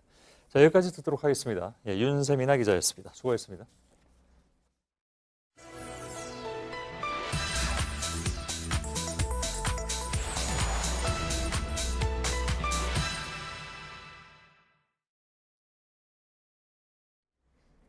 네, 팩트체크 이가혁 기자와 함께하겠습니다. 북한에 있는 우라늄 공장에서 나온 방사성 폐기물이 서해로 흘러나온다. 앞서 일부에서 미국 한 블로거의 이런 추측이 국내 매체 보도로까지 이어진 과정을 전해드렸습니다. 네, 인터넷에는 좀 더 자극적인 내용도 돌아다닙니다. 한번 들어보시죠. 정말 충격적인 뉴스입니다. 북한의 우라늄 광산, 우라늄 공장에서 우라늄 폐기물이 새고 있다라는 소식입니다. 결국엔 서해 바다 전체가 방사능에 오염됐다라고 볼 수도 있는 거고요. 네, 저런 내용을 접하면 당장 불안할 수가 있겠죠. 저희가 앞서 김소현 기자 리포트로도 전해드렸던 게 그 보도 내용이 사실과는 좀 달랐다는 거였는데요. 지금부터 하나하나 살펴보겠습니다. 이가혁 기자, 네. 어떤가요? 지금 보도되고 있는 내용을 좀 정리를 해드리면 이 화면에 빨간 점으로 표시된 곳이 바로 황해북도 평산에 있는 우라늄 공장 위치입니다. 네. 여기서 버린 폐수나 폐기물이 강과 바다를 거쳐서 우리 서해 앞바다로 내려올 수 있다. 이런 시나리오입니다. 이 단초가 된 미국 자유아시아 방송 보도에선 정년, 그러니까 이 광산에서 우라늄을 뽑아내는 그런 작업뿐만이 아니라 만약에 농축 분리 단계의 폐기물까지 나온다면 사정이 달라진다, 더 심각해진다. 이런 전문가 코멘트가 나와 있습니다. 이걸 국내 일부 언론에서는 농축 분리 시설이 진짜 있는 것처럼 보도를 해서 우려를 더 키웠습니다. 네. 하지만 사실과 다릅니다. 네. 평산 공장은 농축이 아닌 정년 공장으로 확인이 됩니다. 가장 최근에 나온 UN 대북 제재 보고서에도 마찬가지입니다. 여기 제목에 나오는 이 컨센트레이션이라는 이 말은 정년이라고 해석을 해야 되는데 농축으로 잘못 해석하는 경우가 많습니다. 네, 그러면 혹시나 농축 시설이 있다고 가정을 해보면 어떤가요? 만에 하나라도 그 핵 원료로 쓰이는 고농축 우라늄이 유출이 됐다라고 하면 위험한 거 아닙니까? 설령 그렇게 가정을 하더라도 큰 문제가 없을 것이라는 게 전문가들의 판단입니다. 네. 우라늄은 천연 방사성 핵종이라고 합니다. 농축을 해도 핵실험이나 원전 사고 이럴 때 나오는 것처럼 높은 수준의 방사선이 나오지 않습니다. 한마디로 후쿠시마 바닷물에서 우려되는 그런 세슘 이런 것과는 다른 차원인 겁니다. 네, 그래도 어쨌든 자극적인 보도가 나오면서 국민들이 이렇게 불안해하고 있는데 정부가 너무 아무런 움직임이 없는 거 아니냐 이런 얘기들도 있죠. 네, 뭐 실제로 온라인에서는 이거 좀 심각한 문제 같은데 왜 정부에서 아무런 멘트가 없냐 뭐 이런 우려도 많이 나왔는데요. 저희가 파악을 해보니까 지난주 처음 보도가 나간 이후에 원자력안전위원회와 또 한국원자력안전기술원이 조사에 나섰습니다. 위험성은 크지 않지만 국민 불안을 해소하는 그런 차원으로 보입니다. 북한과 가까운 통제구역에서 바닷물을 채취를 해야 되기 때문에 국방부도 협조 중입니다. 오늘 연구원 2명이 실제 모 사단의 협조를 받아서 접경 지역 쪽으로 간 것으로 확인됐습니다. 분석까지는 2주가량이 걸릴 예정이라서 아마 다음 달 초쯤이면 결과가 나올 것으로 보입니다. 네. 그러면 바닷물 시료를 가져오면 그 성분은 이제 어떻게 확인을 합니까? 네, 접경 지역에 총 6군데에서 바닷물을 떠서 시료를 가져올 예정인데 네. 이걸 유도 결합 플라즈마 분석 장비라는 것에 넣으면 어떤 성분이 얼마나 들어있는지를 알 수가 있습니다. 그냥 자연 상태에서도 암석 같은 곳에서 아주 적은 양의 우라늄은 들어있기 때문에 다른 지역의 평상시 바닷물과 비교를 하게 됩니다. 네, 알겠습니다. 팩트체크 이가혁 기자였습니다.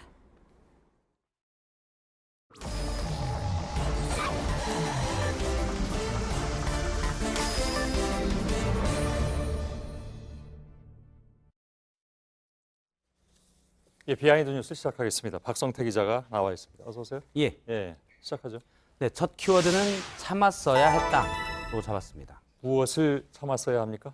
오늘 이재정 경기도 교육감이 페이스북에 글을 하나 올렸는데요. 예. 첫 시작을 잠깐 보면 참다 못해 한마디 합니다로 시작이 됩니다. 최근 조국 후보자의 딸 논문 논란과 관련돼서 본인의 생각을 얘기를 했는데요. 예. 흔히 미국에서는 여러 보고서를 쓰고 이 보고서를 에세이라고 하는데 우리말에 적절한 말이 없어서 논문이라고 한다. 미국에서는 뭐 초등학교 4학년 때부터 이런 에세이를 쓰는 훈련을 많이 한다고 합니다. 이제 뭐 대학에서도 흔히 말하는 뭐 텀 페이퍼 학기 예. 마무리하면서 내는 걸 에세이라고 부르긴 하죠. 예, 저는 뭐 미국에서 대학을 안 다녀봐서 그건 모르겠지만 어쨌든 페이퍼나 레포트 여러 가지 용어로 폭넓게 쓰이기도 합니다. 예. 그런데 이 부분에 대해서 좀 더 나가면 조 후보자의 딸이 쓴 것은 사실 에세이인데 앞서 논리로 에세이를 논문이라고 번역할 수 있기 때문에 당연히 제1저자는 따님이다. 즉 따님이 에세이를 쓴 것이다. 그런데 이걸 논문으로 해석을 하는 것이다. 라고 주장을 했습니다. 그 조 후보자의 딸의 논문을 에세이로 보았다는 얘기인가요, 그러면? 그렇습니다. 예. 근데 에세이가 학회지에 실린다고까지는 좀 보긴 좀 어려울 것 같군요. 그렇습니다. 제가 그래서 저 논문을 학회지에 이전에 실었던 대한병리학회 이사에게 물어봤습니다. 에세이를 학회지에 실기도 하냐? 물어보니까 말도 안 되는 소리 하지 마라. 경기도 교육감에게 꼭 전해주라라고 얘기를 했고요. 대개 이제 에세이도 하나의 보고서인데요. 본인의 생각이나 또는 실험 결과가 들어가기도 합니다. 내가 여기에 대해서 이만큼 알고 있다. 넓게 보면 그렇게 표현하는 건데요. 정식으로 논문은 내가 어떤 연구 방법을 통해서 이 주장을 하고 있고 특히 이 주장은 학계의 기존과는 다른 새로운 주장이 돼야 논문으로 인정받고 학회지에 실립니다. 그런데 조 후보자의 딸이 썼던 거는 연구 방법도 서술됐던 정식 논문이었고요. 그래서 학회지에도 실렸다는 겁니다. 그러면서 잠깐 내용을 보면 이재정 교육감의 글에 대한 반론들이 많이 나왔었는데요. 댓글에서 2,500만 원의 연구비를 지원받아 쓴 논문을 어떻게 에세이라고 하냐. 교육감이 논문도 구분 못하냐라고 했고요. 대한병리학회 학회지에 에세이가 실리냐 이렇게 따지기도 했습니다. 일부에서는 도와주려다가 오히려 낭패를 보았다. 참았어야 했다. 공부만 좀 더 잃어서 그런 지적도 나왔습니다. 두 번째 키워드는요? 두 번째 키워드는 라면은 5,000원으로 잡았습니다. 무슨 얘기입니까? 민주당의 우원식 의원이 어제 페이스북에 글을 하나 올렸는데 경기도의 한 휴게소에서 라면을 먹은 소감을 했습니다. 라면 한 그릇에 5,000원, 반찬은 달랑 노란무 하나라고 적었습니다. 밥 먹고 나오는데 봉잡힌 호구가 된 것 같아 기분이 좀 나빴다라고 기분이 상했다라고 했는데요. 그러면서 정상화하겠다고 했는데 이 라면값이 꼭 비싸서 저 가게에 불만이 있어서라기보다는 최근에 의원이 얼마 전 도로공사법 개정안을 냈는데 고속도로 휴게소에 그 가격이 책정되는 구조는 이렇습니다. 도로공사가 어떤 하나의 운영업체에 전반적으로 위탁을 넘기고 이 업체가 다시 입점업체에게 돈을 받는 형태인데요. 전반적으로 위탁업체가 받는 수수료율이 비싸다 보니까 이게 라면값에 들어가 있다는 것이 의원의 주장입니다. 그래서 이런 것들을 관리하는 법안을 발의했는데 그런 것들을 좀 부각시키려고 라면값을 언급한 겁니다. 그래요? 이 수수료를 낮춰서 음식값을 낮추겠다는 얘기인 것 같은데 그런 주장이었습니다. 뭐 듣기에 따라서는 라면값 5,000원 가지고 왜 그러냐라고 해석될 수도 있군요. 그렇습니다. 그래서 저희가 그 휴게소 관계자에게 대체 그 라면은 어떤 라면이고 어떻게 구성이 되느냐라고 물어봤더니 의원이 먹었던 라면은 떡만두 라면이었고요. 만두값이 가장 큰 비중을 차지하고 있다라는 얘기가 돌아왔습니다. 그러면서 일부에서는 최근에 최저임금이 오른 것도 있고 물가가 오른 부분이 있기 때문에 원가가 오른 부분이 있기 때문에 이런 것들이 반영된다고 하는 건데 물론 운영 수수료를 합리적으로 조정해야 되기도 하지만 최저임금이 오르면 당연히 어느 정도의 싼 가격들은 또 그 정도는 더 지불해주고 먹어야 되지 않냐라는 지적도 나오고 있습니다. 잘 들었습니다. 듣고 보니까 근데 좀 TMI 같은 생각도 드는군요. Too much information. 요즘 유행을 하면서요. 세 번째 키워드는요? 세 번째 키워드는 회사를 버릇 80가지로 잡았는데요. 오늘 법원에서는 한때 대도로 불렸던 조서영 씨에 대한 선고가 있었는데요. 절도가 있어서 2년 6개월형을 선고받았습니다. 이 절도는 올해 봄에 있었는데 올해 조세영 씨의 나이가 81살입니다. 아, 벌써 그렇게 됐습니까? 예전에 뉴스에도 많이 나왔었는데요. 16살 때부터 절도를 했다고 합니다. 잠깐 사진을 보면 80년대 초반에 당시 붙잡히면서 대도라는 이름으로 불렸었고요. 국회의원이나 또 특히 장영작 씨 등 국내 부유층 일부의 집을 털었다. 그래서 대도로 불렸습니다. 당시 뭐 물방울 다이아몬드를 훔쳤다라고 해서 논란이 되기도 했고. 굉장히 유명한 사건이었죠. 그렇습니다. 당시에 뭐 몇 가지 미화된 부분도 있었습니다. 한국의 위신을 위해서 외국인의 집은 털지 않겠다라는 얘기도 있었고요. 예. 가난한 사람의 집은 털지 않겠다 해서 대도라는 이름이 붙었었는데요. 예. 그 당시 사실 화제가 됐던 건 이렇게 그 도둑을 맞고도 신고를 안 했던 게 더 화제였습니다. 그렇습니다. 예. 일부 부유층들이 본인이 도둑 맞은 것을 감추기 위해서 예. 도둑 맞은 사실 자체를 숨기기도 했었습니다. 그런 부분이 이제 조세영 씨가 붙잡힌 다음에 다 공개가 됐었는데요. 예. 어쨌든 81살까지 도둑질이 계속돼서 일부에서는 도벽이냐 아니면 생계가 안 돼서 정말 그렇게 된 거냐. 만약 생계가 안 된 거라면 우리나라 교화 체제, 교정 체제에 문제가 있다라는 예. 지적도 나왔습니다. 알았습니다. 자, 오늘 목요일이고요. 예. 다음 주에 박성태 기자는 휴가죠. 예. 그래서 일주일 동안 다른 사람이 예. 대신하게 됩니다. 유미혜 기자가 이제 대신하게 될 텐데 갔다 오면 자리가 없어질 수도. 예, 기대를 하고 있겠습니다. 예, 수고했습니다. 예. 예. 네, 더위가 물러간다는 처서인 내일 전국의 낮 기온은 30도 안팎으로 오늘과 비슷하겠습니다. 비는 오지 않겠지만 고기압 가장자리에 들면서 구름이 많이 끼는 곳도 있겠습니다. 미세먼지는 전국이 보통 수준일 거란 예보입니다. 예, 저희들은 내일도 최선을 다하겠습니다. 여러분 고맙습니다.